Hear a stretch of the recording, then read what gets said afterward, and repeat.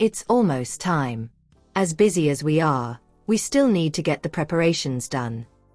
It had been a long time since the Lombard family had any celebratory events, so they wanted to make this one as grand as possible. Don't worry, Dad. I know what I have to do. There was no way he would mess up his own wedding. Yeah, I know you do. I just hope I can be of some help, that's all. A man of his age didn't have much to do at home, so helping out would be a great way to keep his mind busy. We'll help keep an eye on things, Dad. You don't have to worry about it at all. Sarah was worried about William's well-being as well. Although he was in great health, she didn't want an old man like him to overwork himself. Honestly, you guys. William let out a frustrated sigh and shifted his gaze toward Sarah as he asked, Sarah, how are things going between you and Juan? If it doesn't work out, then you will have to undergo some matchmaking. I want to see you get married before I kick the bucket. Sarah lost her appetite the moment she heard him mention Juan. Why would you bring him up, Dad? We're having a family moment here. She did not want to talk about Juan at all. Having liked him for such a long time, she still hoped to get together with him even though she knew it wouldn't be easy. William could only let out a helpless sigh when he saw that Sarah refused to talk about her relationship. Everything about Sarah is great, so why does she struggle so much when it comes to relationships? Not wanting to draw any more of William's attention to herself, Sarah kept quiet and ate her food in silence. Felix and Isabel simply exchanged glances and continued eating in silence as well. Even so, there was no avoiding the inevitable. Felix. William called out to him. Yes, Grandpa. He had started calling William Grandpa to match Isabel. I'm warning you, Isabel is still young, so you had better not cross the line with her. William still didn't like Felix, but there wasn't much he could do about it because Isabel liked him. Felix choked on his food when he heard that. He had never felt this awkward at the dining table. Isabel, too, burned bright red almost instantly. William couldn't bring himself to talk about it to Isabel, so he had to warn them in a roundabout way instead. Even so, she knew exactly what he was talking about. Sophie was the only person at the table that William did not lecture. The group then sat down for a chat after having a fulfilling meal. How are things going between you and Juan, Aunt Sarah? You've liked him for so many years now. Given how old the two of you are, I think you two should just get married. Isabel asked as she recalled seeing Juan pester Sarah yesterday. She believed that there was no need for them to drag things out. What do you mean by that? Are you saying that people of our age have no right to enjoy the dating process? While it was true that she had liked Juan for many years, she believed that a proper dating process was still a must. Everybody, regardless of age, should experience the dating process before getting into a marriage. In fact, marriage should never be seen as the ultimate goal. Just do what makes you happy, Sarah. Nothing else matters, Sophie said. She truly believed that Sarah could just continue dating for the rest of her life. After all, there was no rule that said marriage was compulsory for a relationship. You know me so well, Sophie, Sarah exclaimed. She enjoyed the way things were at the time, and marriage was no guarantee of happiness either. Let's go get a facial this afternoon. I think a woman of my age needs to take good care of my face, Sarah suggested. I have never had one, Isabel said. She believed she was still young enough to not need such things. Come with me, then. You'll love how good it makes you feel. Sarah believed that women should have a habit of taking good care of their skin regardless of their age. Isabel turned toward Sophie and asked, Are you going? Sophie. I'll go if you go. Since she had a lot of haters lately, Isabel figured she could use a break. I don't have anything important to do today, so I'll go with you too, Sophie replied. Just like that, the three of them headed over to a beauty salon later that afternoon. Sophie and Isabel had really fair and smooth skin, so they didn't actually need anything beyond a hydrating treatment. Honestly, I really envy you too. It sure is nice to be young. Sarah commented. Once women hit 30, their bodies would undergo a lot of changes and show visible signs of aging. You look amazing for your age, Aunt Sarah," Isabel exclaimed. Very few women looked this great in their 30s. "If possible, I would like to remain 20 forever. That's the best age to be in," Sarah said. "After all, one could do whatever one wanted at the age of 20. "Don't say that, Sarah. There is beauty in every age." Sophie felt that the hydrating treatment she had was good enough for her, so she sat there and waited for them to complete their treatments. "Do you two think I should get a botulinum toxin injection?" Sarah asked with a serious look on her face as the three of them left the beauty salon. Sophie and Isabel exchanged confused glances when they heard that. She looks fine the way she is, so why would she ask something like that? Having witnessed how terrifying celebrities looked after getting botulinum toxin injections, Isabel exclaimed, "You have no need for that stuff at all, Aunt Sarah. Please don't even think about it. Believe me when I say this, Sarah. You have no need for botulinum toxin injections at all. You look great just the way you are. Being 30 isn't that bad. At least, it's not as scary as she says. Relax, you two. I'm just kidding," Sarah reassured them. The three then headed over to a mall to do some shopping.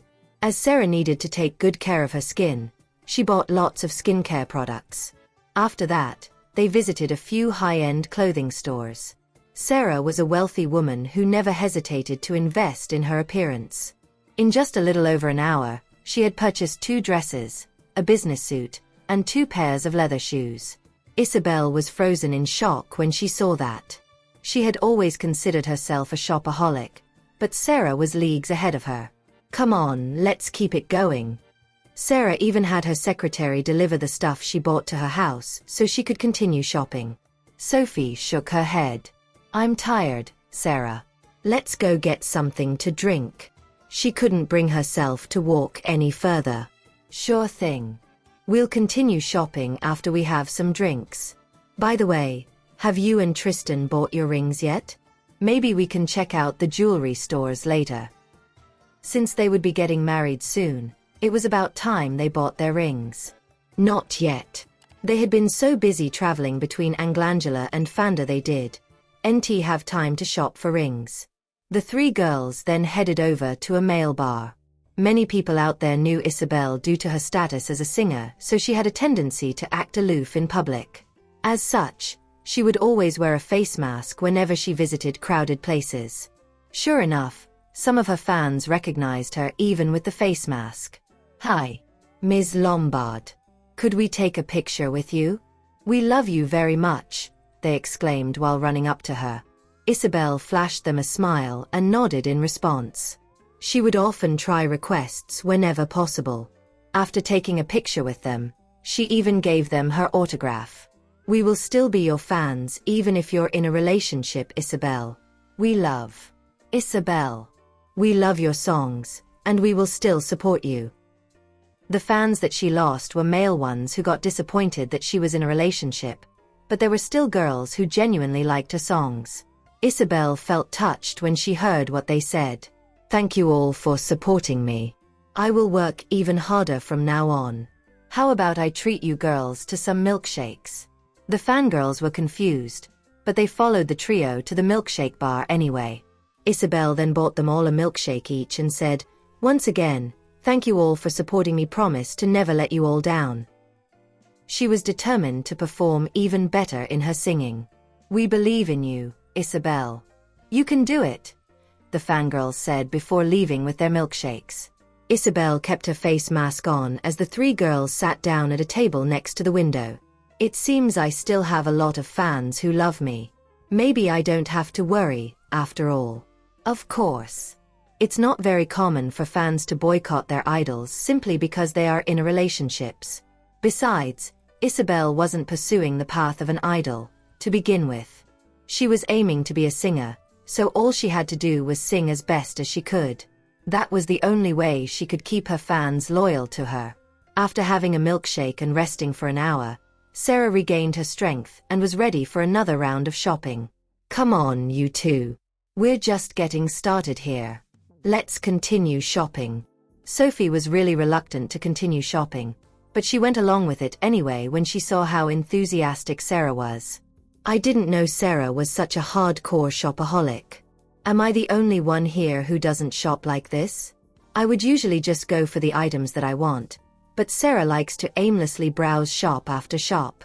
This time, however, Sarah had a clear goal and led the two directly to a jewelry store. The store manager came up to them the moment he saw Sarah. "Hi, Ms. Lombard. It has been a long time since your last visit. We have a ton of new arrivals here. These are all the works of your favorite designer." Sarah sat down on the couch with Sophie and Isabel as she said, "Show us everything." Establishing a jewelry collection was a must for girls who would attend all sorts of social events. Having more jewelry would help them accessorize better when dressing for the occasion. Sarah was a regular at the jewelry store, so the store manager knew how wealthy she was. He returned shortly after with the latest collection. "You two should pick something for yourselves too. Just choose whichever you like, and I'll pay for it. Think of it as a present from me.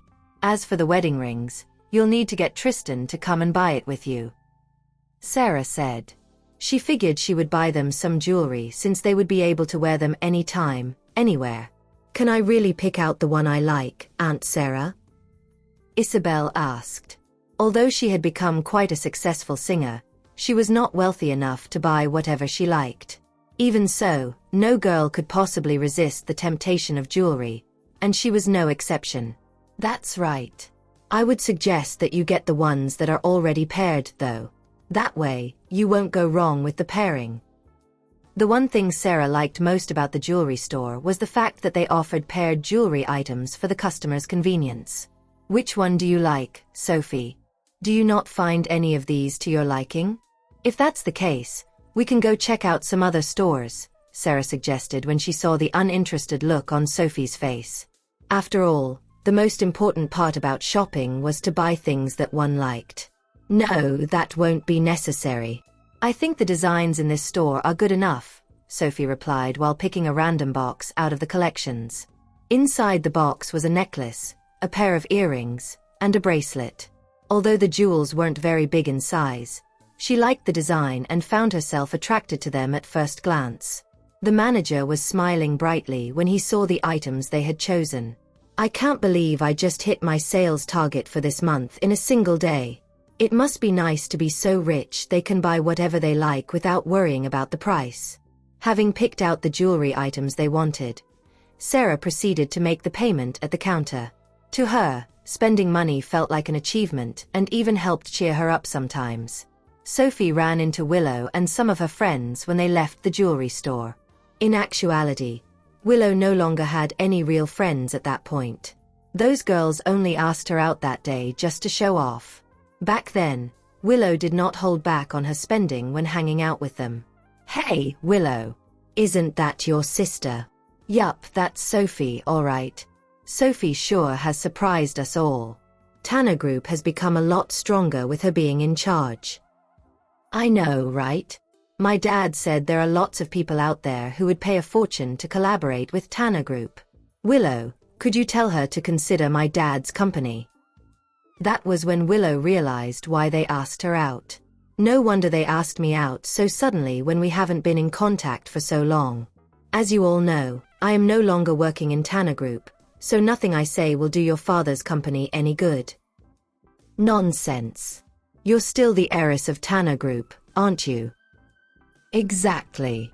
We're good friends, right, Willow? All you have to do is say a few nice things about our companies." "Don't tell me you don't even see us as friends? Well, that would make sense too. You are the heiress of Tanner Group, after all." Willow clenched her fists tightly when she heard that. "Am I really the heiress of Tanner Group? Right now, I'm just a nobody. Sophie is able to shop at high-end jewelry stores, while I have to think twice before buying a dress. I'm sorry, I really can't help you all. If your intention is to seek assistance from me, please don't ask me out anymore." "What right do I have to speak up in Tanner Group at this point?" "Willow, what do you mean by that? We're just asking you for a small favor. Why are you acting so haughty?" Do you think you're still the Tanner family's precious eldest daughter? All of them shoved at Willow, causing her to fall onto the ground. She looked extremely miserable at that moment. Those people wouldn't dare to treat her that way in the past, but now, just about everyone had the courage to step all over her. Let's go. She obviously can't help. Who does she think she is anyway? If it weren't for her, Sophie's reputation wouldn't have been tarnished. You have a point. If I were Sophie, I would want to kill her. There's no way I'd ever listen to her. The few girls left, not even sparing a glance at Willow on the floor. Since she couldn't be of help, they wouldn't associate with her in the future. Willow picked herself up from the ground and hid to the side, not wanting Sophie to see her in such a wretched state.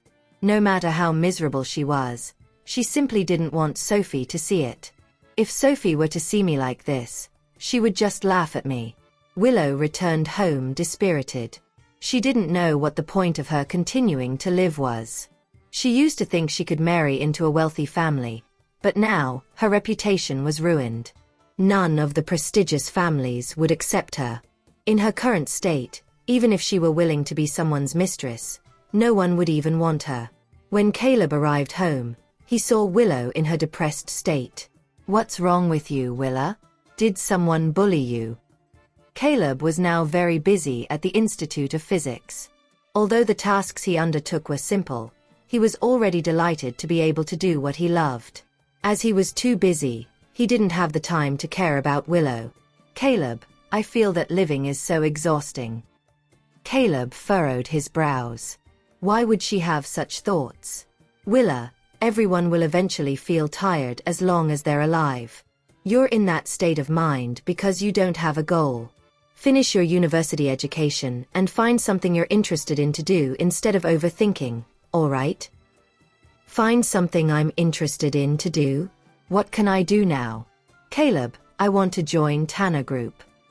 Willa, Sophie is in charge of Tanner Group now. The relationship between you two has never been good, so if you join the company, you'll only be more unhappy. The Tanner Group of today was not the same as before. Everyone was desperate for a chance to collaborate with the present Tanner Group. Willow was inept in everything, so what could she do even if she secured a position in Tanner Group? Caleb, all I want is a chance. Is that too much to ask for? I wish to turn over a new leaf. That's enough. Stop thinking too much. Prioritize finishing your education at the university, all right? Willow didn't respond.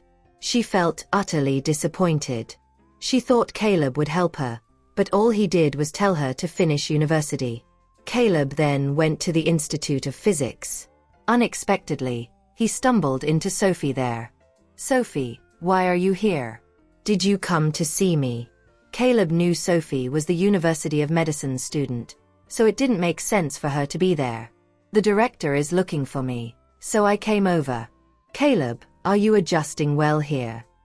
Although he was admitted into his desired Institute of Physics, she hadn't had the chance to ask if he was adapting well. I'm doing fine here. Everyone treats me nicely. Life at the Institute of Physics was hectic to begin with. Everyone was occupied with their own tasks, but the director took exceptional care of him. Perhaps that was why everyone else was also nice to him. Okay, I'll let you get back to your work, then.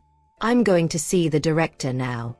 The director seemed to have a problem that he couldn't solve, so he asked her to come over and take a look.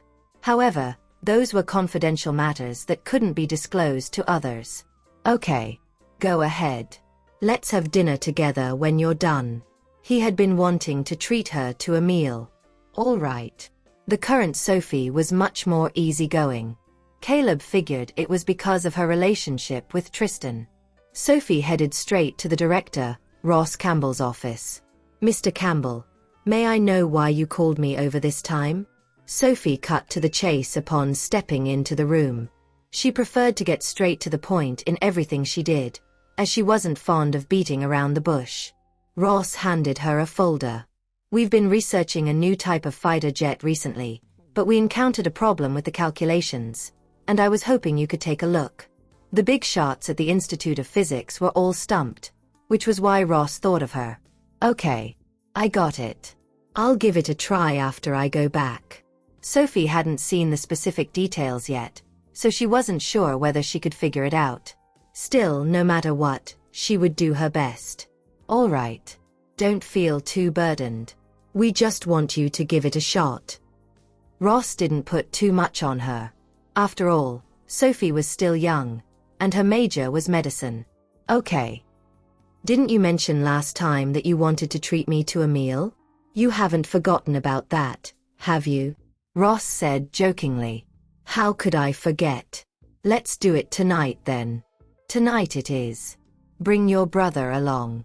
He's been performing well lately. It seems he really benefited from his time abroad.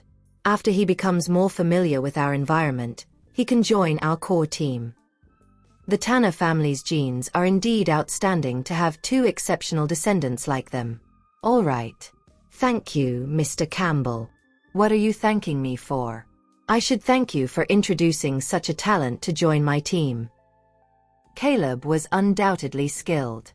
That night, the trio had dinner together. Caleb didn't expect he would get the chance to share a meal with Ross. Ross couldn't help but chuckle at the sight of Caleb's tense demeanor. Young man, there's no need to be so nervous. I'm not going to eat you. Ross was stern at the Institute of Physics, but that was because of the serious nature of their work. In private, he was actually a very affable person. Mr. Campbell, thank you for giving me this opportunity. I really enjoy working here. Despite the endless need to pull all-nighters at the Institute of Physics, Caleb was genuinely passionate and fond of his work. Just focus on doing your job well, and don't overthink. You can prove your worth with your ability. Ross didn't hold any expectations for Caleb initially, but he had changed his mind now. This guy is a real talent. Mr. Campbell, let me offer you a toast. Caleb raised his glass and drank the content in one gulp. He was truly grateful to Ross for granting him that chance. Sophie didn't speak much but could keep up with any topic Ross brought up. As he began to know Sophie better, Caleb realized how capable his little sister was and how broad her knowledge base was. There were things Ross talked about that even he, a physics student, couldn't follow, yet Sophie could, not to mention being able to hit the nail on the head consistently. After the meal, Ross became noticeably happier. He had always appreciated talented people, so he really liked Sophie. Through the meal, he gained a better understanding of what Sophie was actually like. Despite being just a young girl in her 20s, she possessed such knowledge and insight. As such, Ross genuinely took a liking to her. Sophie personally escorted him back. Don't worry. I will give you an answer as soon as possible. Sophie didn't express it explicitly, but they both understood what she was saying. Well, there's no rush. Look over it when you have the time. He didn't have high hopes, but since Sophie was willing, he wanted to ask her to try. I know. After the director went inside, Sophie returned to Caleb's car. Sophie, how are you so familiar with Mr. Campbell? There were tons of people hoping to win the favor of someone as influential as Ross. Nevertheless, Ross, always an upright and honest individual, never paid heed to such flattery. We met at a summit before, replied Sophie casually. She was the kind of person who could easily attract the attention of powerful people. During the summit, her theory had managed to win the director of the Institute of Physics over. You really know a lot of people. Indeed, you are a talented person. As they hadn't interacted much in the past, he didn't know much about her. Yet, after a mere meal together, he was already seeing her in a different light. Sophie, I know Willow has done many things to hurt you in the past. However, we're still a family no matter what. Can you give her a chance? Since Willow wanted to start anew, Sophie decided to give her an opportunity. How is she, Caleb? I've never been worried, and I'm also not a narrow-minded person. Everything was fine as long as Willow did not keep appearing in front of her. She honestly did not care about the path that Willow was going to embark on in the future. At the same time, she wouldn't be a hindrance to Willow either. I know you haven't done anything wrong. I shouldn't ask anything of you two. Caleb knew she was never the one who had made the mistakes. You are getting married to Tristan, right? Let us know what we can prepare for you. You don't need to prepare anything. I don't need anything. Getting married was her and Tristan's own affair. Furthermore, she could prepare anything she needed. Herself. Can we attend the wedding then? Of course. Asking to attend the wedding was far from a demanding request. There was no way she could refuse. Caleb sent Sophie back. When she returned home, she realized Tristan wasn't there. Even after she called him, no one answered the phone. Not paying too much attention to it, she went to take a shower and change her clothes. She noticed several missed calls from Tristan on her phone by the time she walked out of the bathroom. Why aren't you back yet? Did something happen? It's nothing. There's been a business collaboration recently, so I'm having dinner with the partners. Don't worry, I'll be back later. Okay. Did you drink? If you did, I can pick you up. She had nothing else to do at the moment, anyway. Sure. If you don't have anything to do, come and pick me up. He had indeed drunk a bit. Although his driver was there with him, he'd rather Sophie pick him up. Okay, just send me the address and I'll come pick you up. Sophie quickly changed her outfit and headed to the location Tristan had provided. As a fast driver, she arrived at her destination in less than 20 minutes. Tristan welcomed her inside. Everyone, this is Sophie Tanner, my fiancée. We'll be getting married soon. I hope you can join us for the wedding. As those business partners often collaborated with Tristan, they were almost like friends. I've heard rumors about Tristan having a gorgeous girlfriend. Seeing you today, I realized that your beauty surpasses that description. Even without any makeup, Sophie outshone all the other girls present, who were all dolled up prettily. Can I address you as my sister-in-law? Hey, that's not appropriate. How can you call her that? Why not? Since Mr. Tristan's our bro, Ms. Tanner's our sister-in-law. The men were struck with awe when they saw Sophie. However, since she was Tristan's fiancée, nobody dared to overstep their boundaries. Mr. Tristan, let me raise a toast to you. Hope that you'll have a blessed marriage. Tristan graciously accepted the toasts. Knowing that Sophie was there to escort him, he thought that sharing a few drinks with the rest wouldn't hurt. Why don't you join us for a drink? It's no fun just watching us. Sorry, but I don't have a high tolerance for alcohol. I'll pass on the drinking. Although Sophie wasn't fond of such social gatherings, she could adapt swiftly to such an environment. Could you be Ms. Tanner from Tanner Group? Lately, Tanner Group had grown to become a force to be reckoned with in Jipsdale, threatening many stakeholders. Even so, no one dared to do anything to Tanner Group. No matter how underhanded the methods might be, Tanner Group could always counter them. Yes, it's my family's company. Sophie had no reason to hide that. Perhaps there might be potential collaborators there. You're amazing. How long has it been since you started leading Tanner Group? It has become an unstoppable force. Mr. Tristan, where did you find yourself such a talented woman? Do you have any sisters, Ms. Tanner? Are they as impressive as you? All right now. I asked her to come today to tell all of you to treat her with respect when you meet her in business circumstances. Mr. Tristan, what are you saying? She's so capable. How would we dare to disrespect her? Both of you are the ones who shouldn't be bullies. Spare us, okay? They did not even dare to think about how much potential the two powerhouses, Lombard Group and Tanner Group, would have in the future. I'll stop chatting with you. My fiancé has been waiting for a while, so we'll head back first.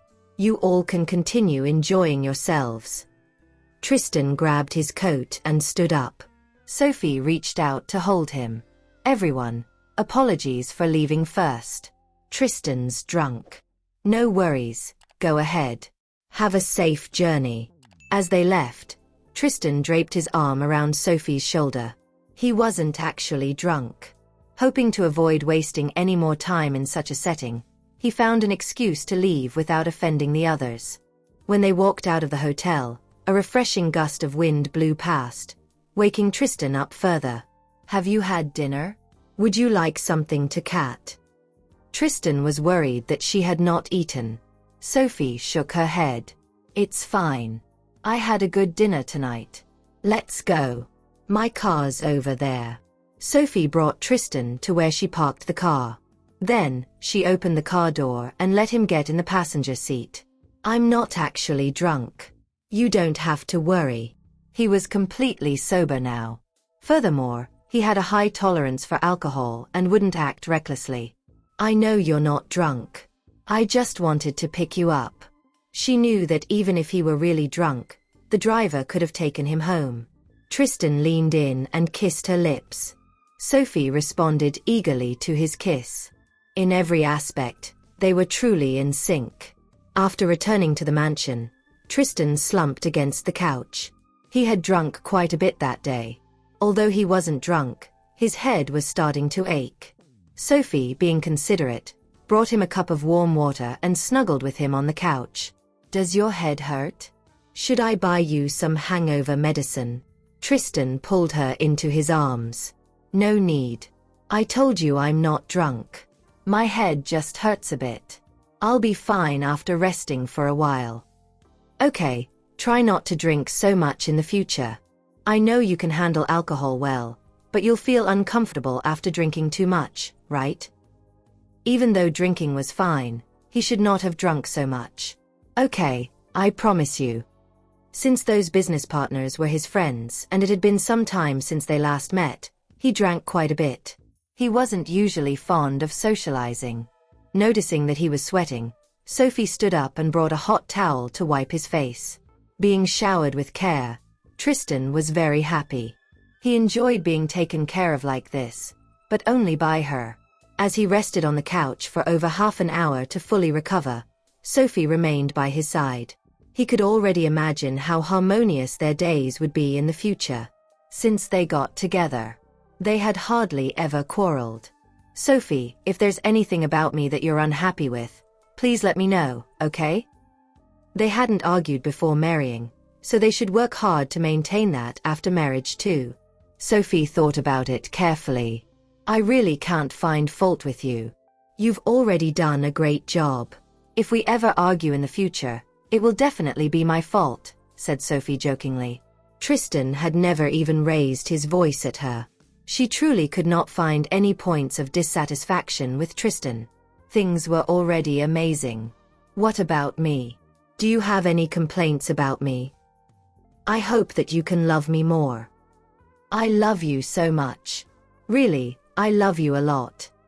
But I'm just greedy. I always want you to love me more." Sophie pressed herself against him. "Well, you are indeed greedy. I already love you so much to the point of still wanting to be with you in the next life." She had always subscribed to the philosophy of materialism. However, when it came to him, she really hoped to have a next life. Sophie kissed his forehead. He was truly her redemption in this lifetime. If she didn't have him, she definitely wouldn't be the person she was now. "Well, we will definitely be together in the next life." Tristan stroked her waist. He couldn't restrain his desires anymore. The two of them kissed passionately on the couch, on the verge of losing themselves. After all, they were engaged. When it came to Sophie, Tristan would lose all self-restraint. Sophie's face turned crimson as his large hands roamed her body, sending shivers down her spine. Even though they had been together for such a long time, they had not actually had sex to the fullest extent. Still, every encounter felt different. Sophie kept her legs together, trying to control her desires. However, he parted her legs. "Sophie." Tristan's voice became low and husky. His usually cold gaze was now filled with desire. "Yeah." At this moment, Sophie seemed particularly obedient. Every time they reached this point, she would become very obedient. That was because she truly didn't know what to say in these moments. "I love you." Tristan's confession was straightforward. His love for her penetrated the depths of his soul. I love you too, Sophie whispered, her arms encircling his neck. This man is making my heart beat so fast.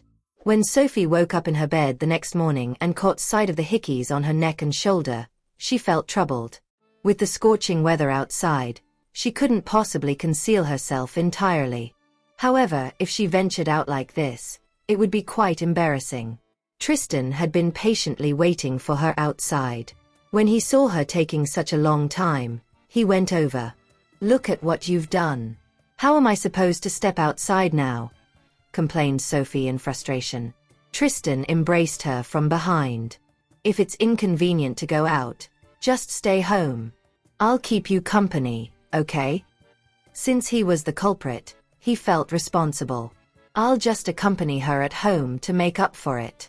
I still have some things to attend to, Sophie insisted. She still needed to go to the medical association. Although there was nothing much to do at the University of Medicine, she had a lot of tasks waiting for her at the medical association. Okay then. Just wrap a scarf around your neck. Going to the closet, Tristan got Sophie a dress and a scarf to go with it. Change into this. Sophie left to change into the dress.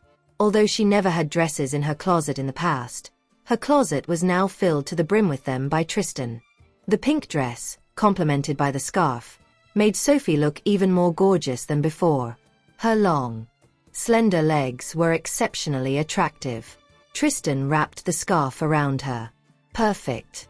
Now, the hickeys won't be noticeable. Tristan hugged her. But you look absolutely stunning like this. I can't bear to let you go out. While they hugged, Sophie gazed at their reflection in the mirror. She smiled sweetly. All right, let's go. Otherwise, we might end up being late. I don't want you to leave, protested Tristan playfully. He, who had always been so high and mighty, revealed a childlike side in her presence. What can we do if we don't go? I really have tasks to complete today. Besides, we still need to try on the clothes for our wedding tomorrow.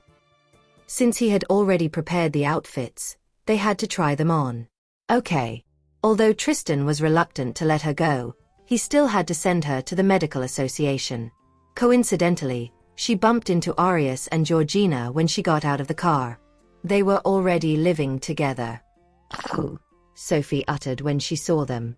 I'll pick you up later. Give me a call when you're done, Tristan said. All right. You should go about your work now, Sophie responded. As the CEO of Lombard Group, Tristan must be a busy man. Yet, he's always attending to me.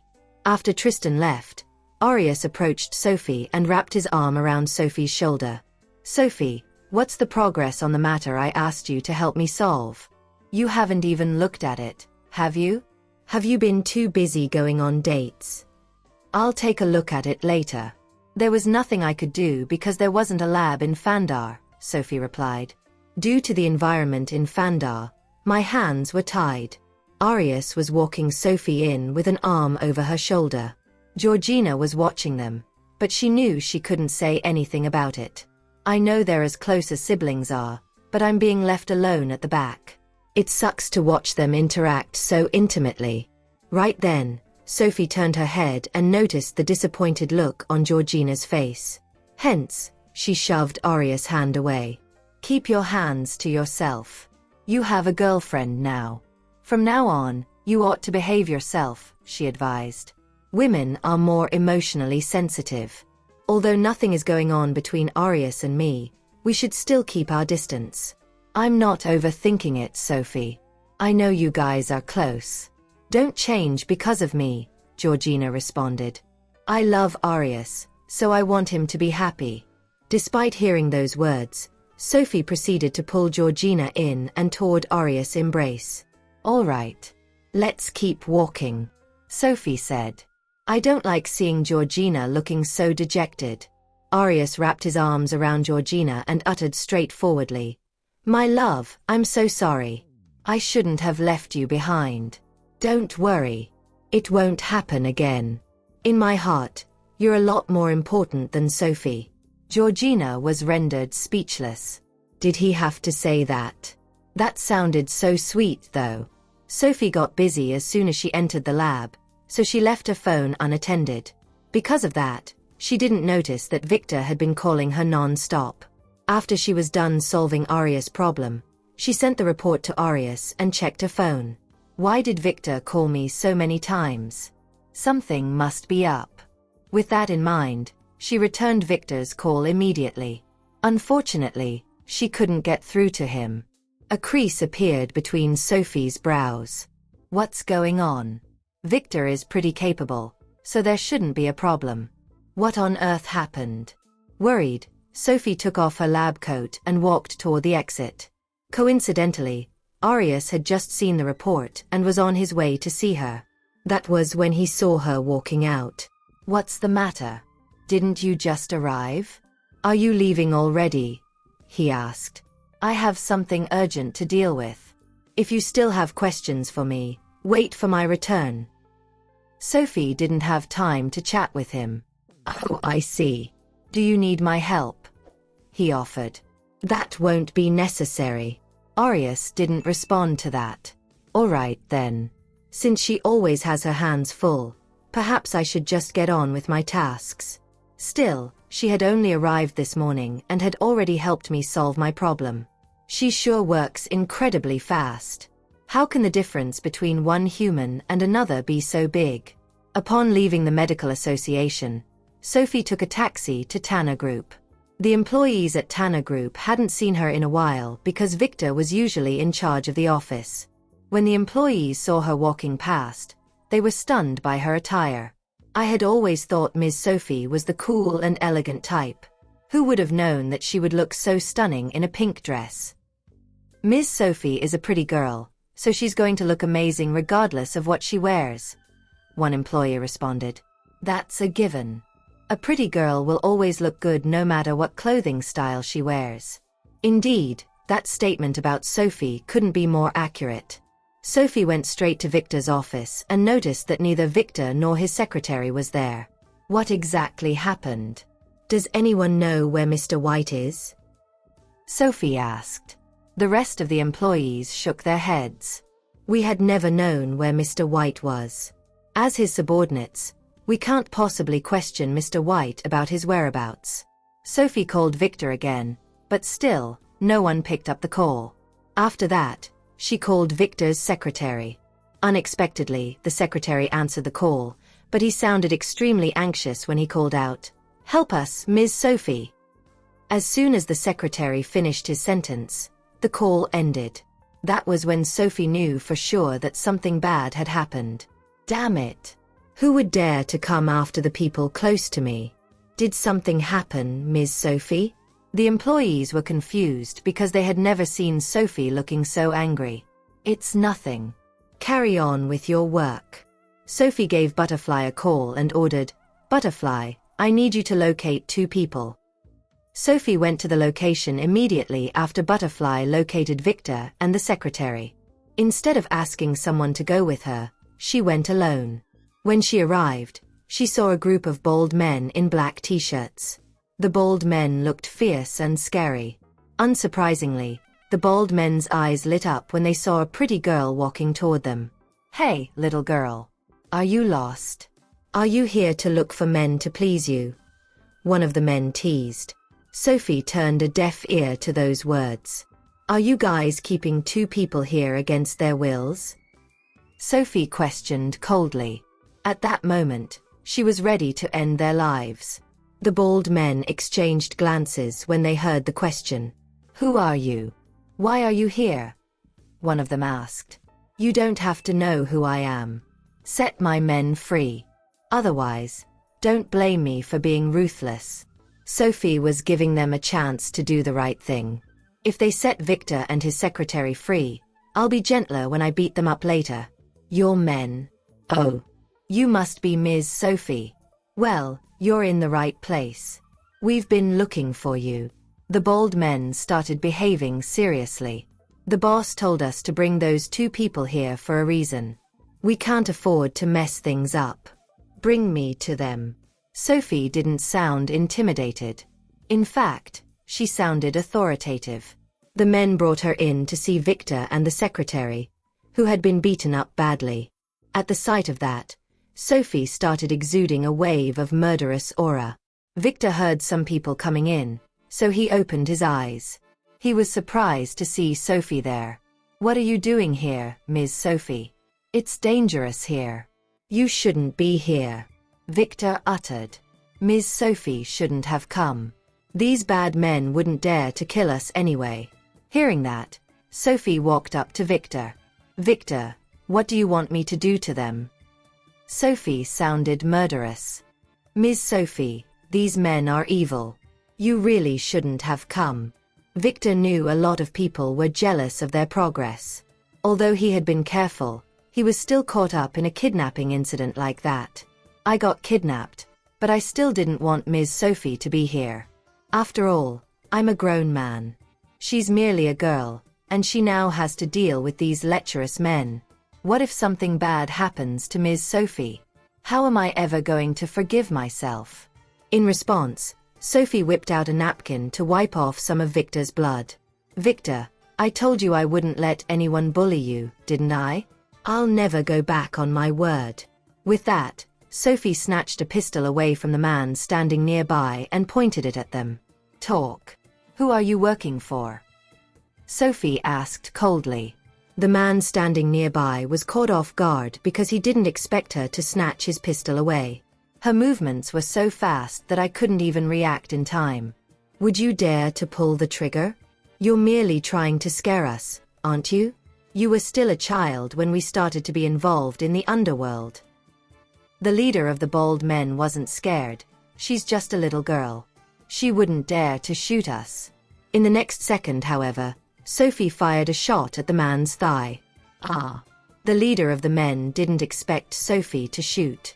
Upon seeing his thigh bleeding profusely, he knew she meant business.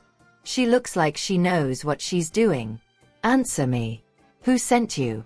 This is your last chance. If you don't cooperate, you'll lose more than a leg." Sophie wasn't interested in chit-chatting. "Are you all right, boss? What should we do now? Do you want me to call the police?" a bald man asked. "That little girl just shot at our boss." "The police? Is this man really that stupid? Why would he say such a thing? We're the kidnappers. How could we call the police?" The leader was livid. "Shut up. Are you stupid? Don't you know what's going on? Who are we to call the police?" The leader fumed. "He's lucky he's my brother. Otherwise, I would have kicked him out of the group earlier on. He makes the rest of us look silly. You're bleeding, boss. Should I call you an ambulance instead?" the leader's brother asked. "Why is he being so mean? I'm looking out for him." Sophie blew at the muzzle and uttered, "So? Have you made up your mind? I don't have time to waste. I'm giving you 3 seconds. After saying that, Sophie started counting down. "Guys, attack her. She's just a little girl. We can't let her intimidate us, can we?" the leader yelled. Hearing that, the rest of the bald men dashed toward Sophie. However, they were beaten up pretty quickly. Evidently, the bald men were no match for Sophie. "What should we do now, boss? She looks so fierce, and we're no match for her." "Zip it. If you talk again, I'll kill you." The leader of the bald men was seeing red. "Why must we end up dealing with this little girl? She's too much for us to handle. Are you still not willing to talk?" Sophie didn't want to waste another second on them. "I'll talk. I'll tell you everything." It was. The leader of the bald men then revealed everything. Upon getting the answer she wanted, Sophie helped Victor up. Victor was beaten up more badly than his secretary, so Sophie chose to help Victor. "Can you manage to stand up on your own?" Sophie asked the secretary. "I can, Ms. Sophie." The secretary was regaining his senses. "Frankly, I thought we were doomed when I am Sophie coming alone. Who would have thought that Ms. Sophie could fight so well?" She dealt with the bald men on her own? The moment Victor moved, he looked like he was in a lot of pain. Hence, Sophie turned toward one of the bald men she hated the least and demanded, "Come here." Piggyback him to the car. Seeing no response from the bald man, Sophie frowned. "I'm talking to you. Can't you hear me?" The bald man snapped back to reality and immediately piggybacked Victor to the car. "As for the rest of you, don't even think about escaping otherwise. I'll turn your lives into a living hell," Sophie said.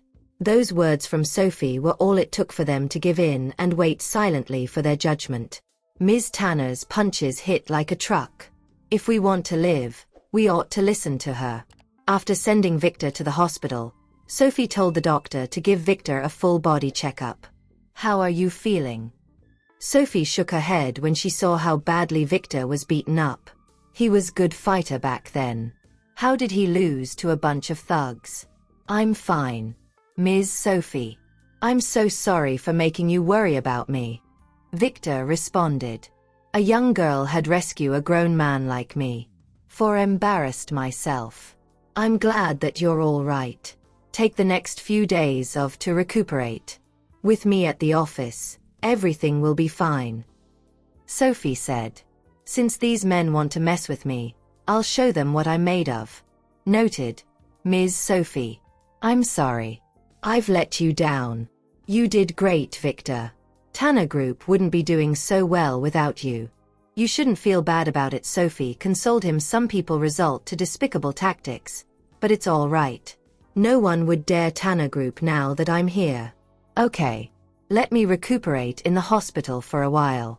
I promise Tanner Group is no longer the same as before. Besides, we're still expanding rapidly. Don't worry, I'm here." Despite being in her 20s, when she got to the hospital, Tristan was already there. "We have things to deal with." Seeing the look on her face, Tristan knew someone had riled her up. "What happened?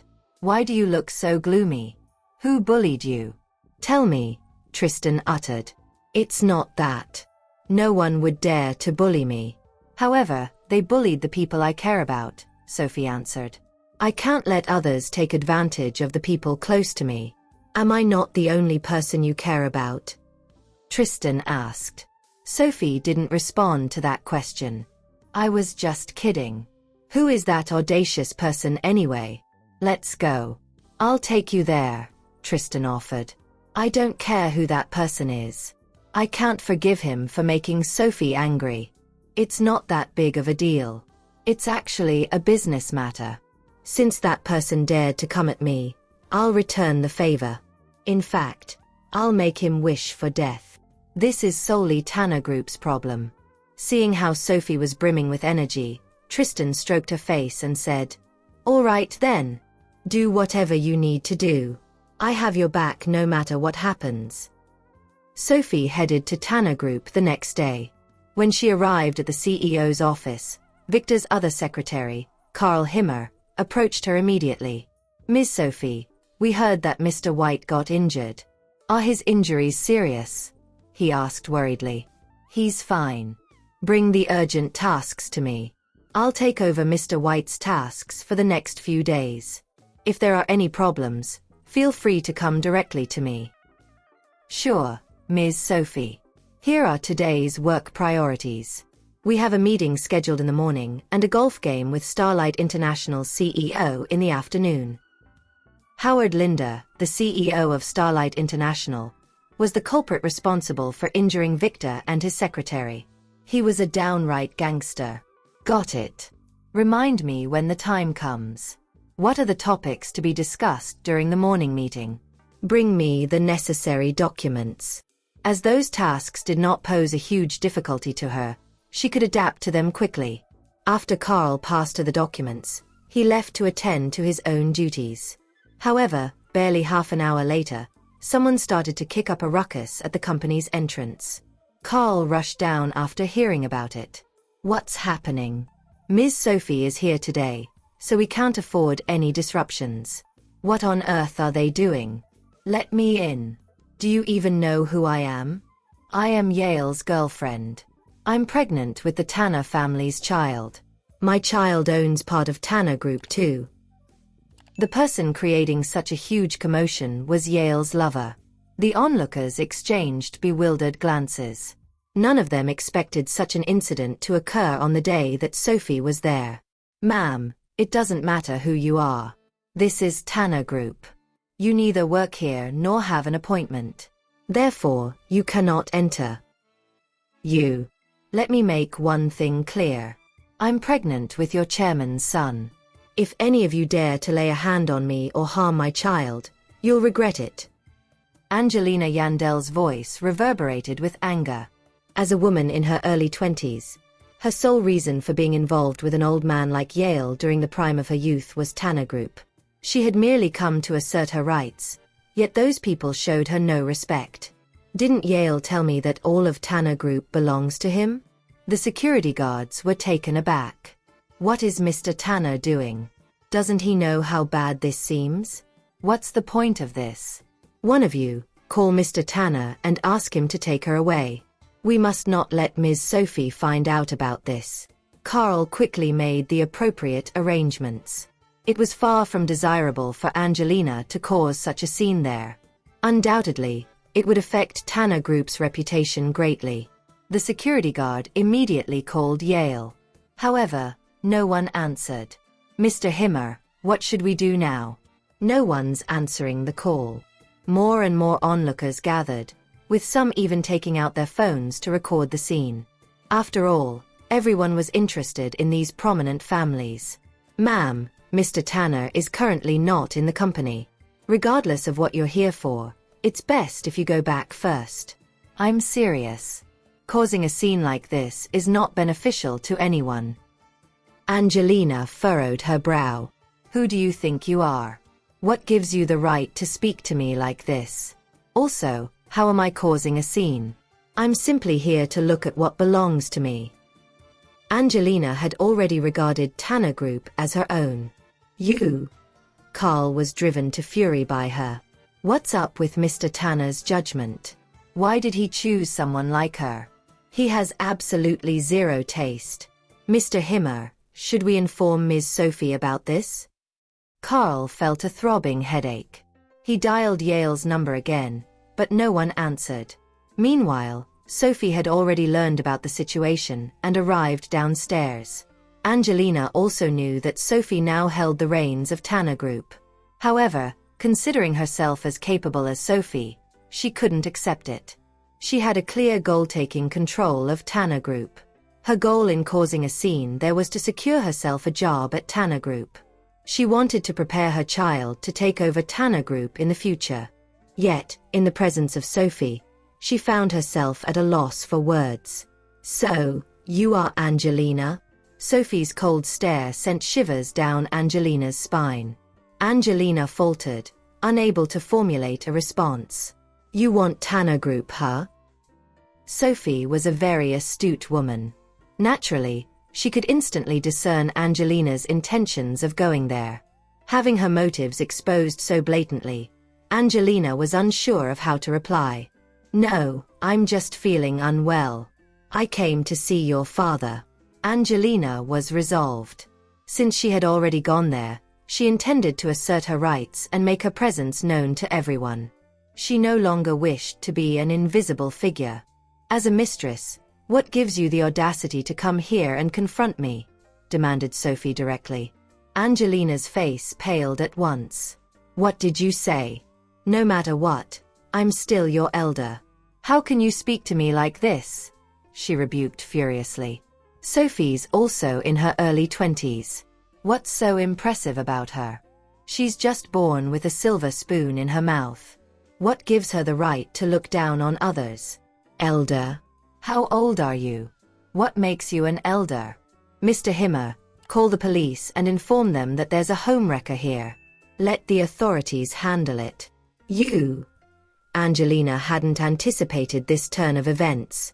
She assumed that since she was carrying Yale's child, the outcome would be different.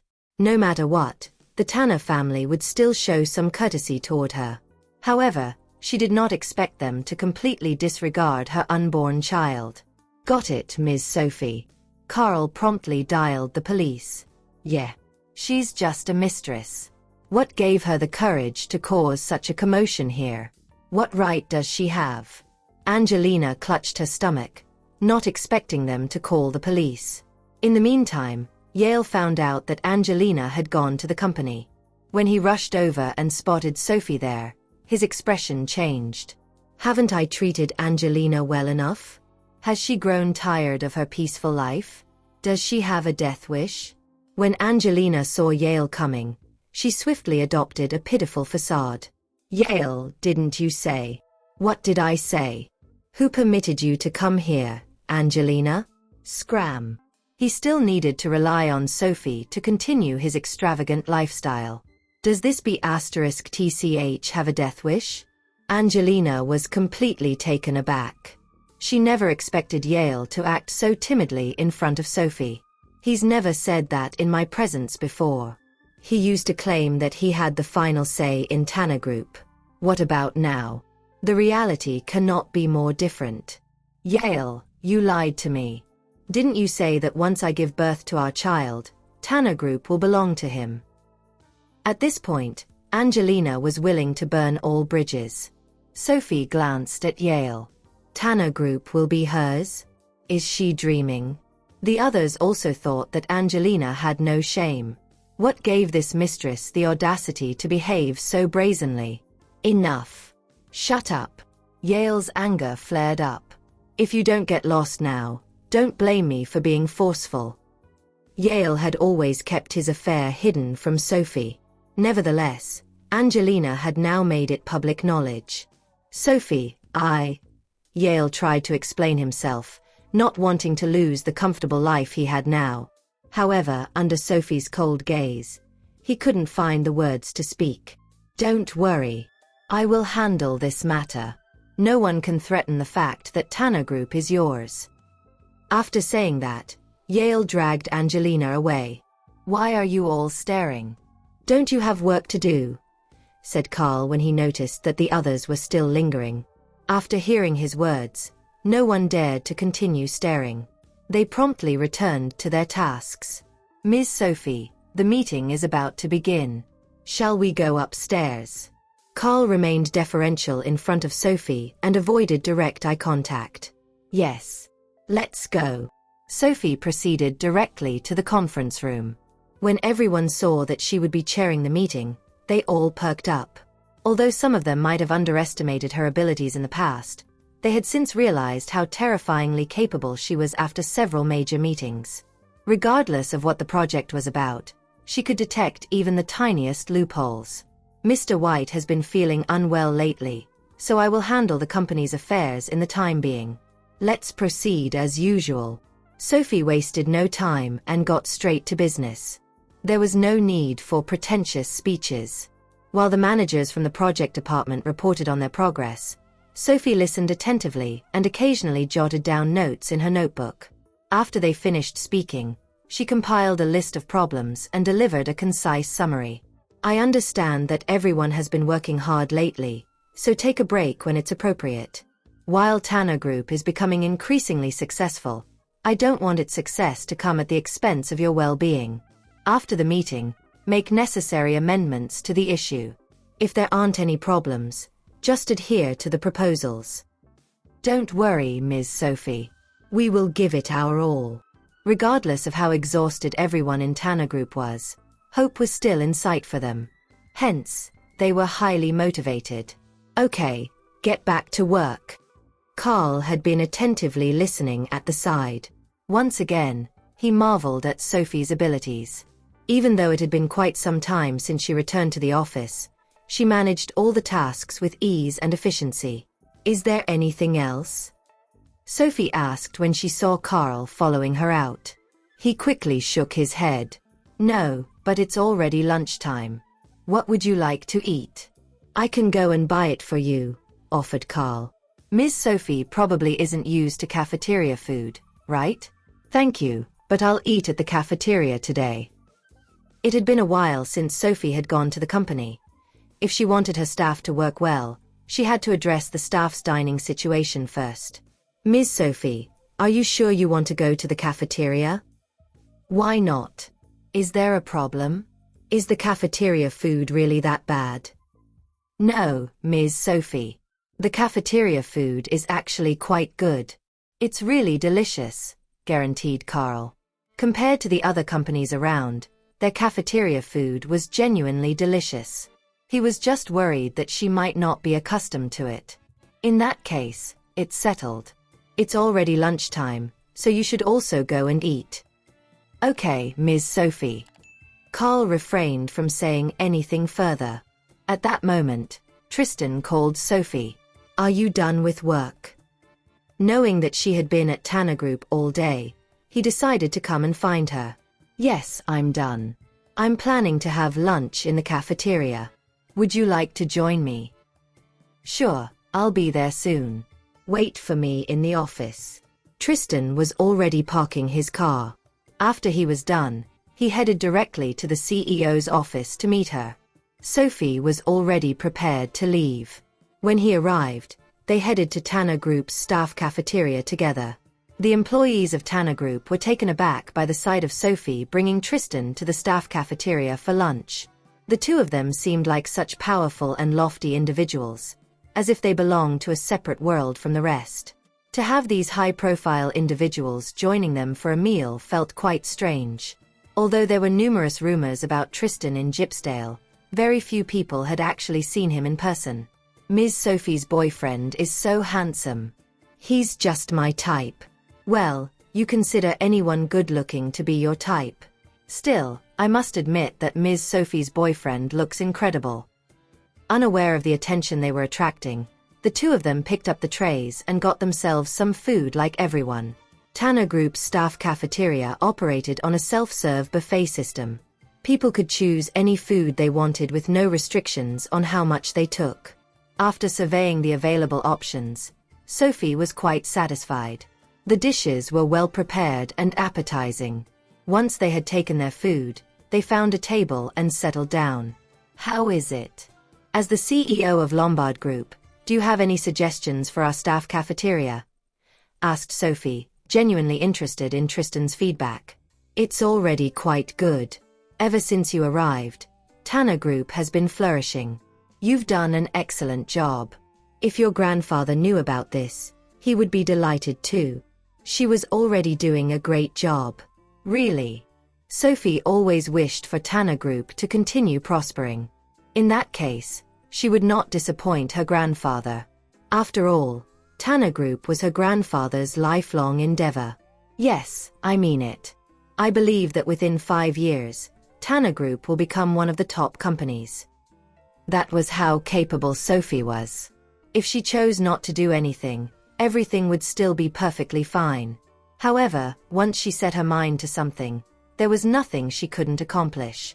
It all depended on one's capabilities, and Sophie had always been an extremely capable person. Are you eating with Howard Linda from Starlight International this afternoon? Tristan asked. That Howard is truly brazen. I can't believe he dared to harm someone close to Sophie. Doesn't he know one should look before they leap? If this isn't suicidal, I don't know what is. Harm, but not to worry. I can take care of it on my own, Sophie replied. That guy isn't anyone particularly terrifying, so there's really no need to worry. I know you can. However, that person is a despicable man, so you must be careful, okay? Came his reply. When dealing with useless trash like that, it's best to do it quickly and directly. There's no need to waste time talking to him. I think he invited me to play golf with him, she answered. They were not meeting for a meal. Although she had no plans to collaborate with Starlight International, there was no way she would make things easy for them since they had bullied her employees. I see. Your father's mistress came looking for you today, didn't she? Do you need me to do something? He did not want her to upset herself over that messy situation. That woman is nothing but an unscrupulous mistress. I can take care of it. My father dug himself into that hole, so he should dig himself out of it. We don't need to do anything. Actually, making that woman leave couldn't be easier. Just cutting off all their financial resources will do the trick. There's no real love to speak of anyway. She's only with him for the money. Once the money runs out, that woman will naturally make a decision. You're right. Once they're deprived of their financial resources, all the problems will come to an end. Similarly, he did not believe it was true love. In his opinion, Angelina was only a gold digger and would surely change her mind when there was no more money. The pair did not go back after finishing their lunch. Instead, they rested in the office. Needless to say, Sophie's office could not even compare to Tristan's lounge. It was not a luxurious office, nor did it have a lounge area to the side. "Are you sure you don't want to go back to rest?" "Lombard Group has a lounge," she said, thinking he could get a good rest if he just went back. "I didn't do much this morning, so I'm not tired." He had planned to accompany her golfing that afternoon, but from the looks of it, she did not seem keen on that. "Okay. In that case, help me take a look at this project and see what you think." She was already planning a new project again. That was just the way she was. Whenever she had time, she would think up new projects, thus driving Tanner Group to improve continuously. "Sure," he agreed readily. Being able to help her genuinely made him happy. He had always been quick at going through documents. In less than 10 minutes, he had already identified the strengths and shortcomings of the project. He had even scribbled a few comments on it with a red pen. "As expected of you, just reading this document makes me excited about this project. No wonder many are worried about your company's rapid progress," he remarked. Tanner Group is currently expanding at an incredibly fast pace indeed. Sophie has always had a sharp eye for investments. If she focuses on growing the business, the company might become on par with Lombard Group. "You have a good eye too. Many people now would probably think this project is too daring. However, that's how the world works. Someone who wants to make a profit must be daring. Am I right? After all, nothing in the world came without risks. If one wanted to make more money and go further than others, one had to take risks. That goes without saying. How could I be your boyfriend if I didn't have a good eye?" Tristan said with a smile. "Tell me about the shortcomings. I think it still needs to be improved. Only by refining the project details would they be able to do better." Here. The astute Tristan found all the project's flaws in under 20 minutes and even offered suggestions for improvements. Sophie listened carefully and jotted down remarks at the corresponding places. More than an hour had passed by the time they ended their discussion, and in that time, she had learned a lot from him. Sure enough, there's a reason for Tristan's invincibility in the business world. He's truly amazing. "I admire you even more now. You're incredible," she exclaimed. "How can there be someone so amazing in this world?" He set down the document and gently wrapped an arm around her waist. "If I weren't so incredible, you wouldn't have fallen for me." Their relationship was truly a case of mutual attraction. "You're absolutely right. You've always been outstanding," she replied, nodding. "There was no doubt about that." "All right. It's about time you went to Lombard Group." "Okay. Where are you going to play golf?" "What's the matter? Are you still worrying about me?" "Why would I be worried? After all, my wife is so capable. It's just that I was thinking of picking you up later." He tapped the tip of her nose as he spoke. "I'll send you the location when I'm done. You really should be going now." "How heartless of you. I just helped you to resolve your problems, but now you're trying to get rid of me." Sophie stood on tiptoes and briefly pressed her lips against his. "Are you satisfied with this reward?"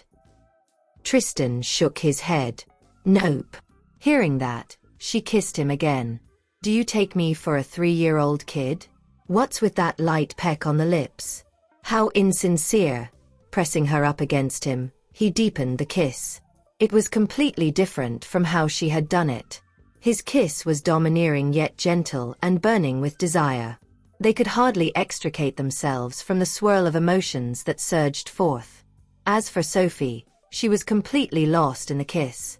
When he finally let her go, her legs were weak, and she nearly fell to the floor. Fortunately, Tristan caught her in time. He licked his lips, feeling very satisfied with the kiss. "Do you know what to do now?"